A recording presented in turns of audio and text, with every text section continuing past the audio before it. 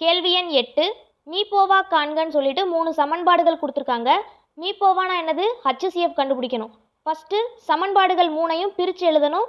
அதுக்கப்புறம் 3லையும் எது பொதுவாக இருக்கோ அதை எடுத்து எழுதணும். இப்போ ஃபஸ்ட்டு ஒன்றை பிரிக்கும்போது ஃபஸ்ட்டு ஒன்று என்ன கொடுத்துருக்காங்க? x⁴ - 1ன்னு கொடுத்துருக்காங்க. இதை எப்படி எழுதிக்கலாம்? x² எழுதிக்கலாம். மைனஸ் இந்த ஒன்றை வந்து எப்படி எழுதிக்கலாம்னா 1² எழுதிக்கலாம்.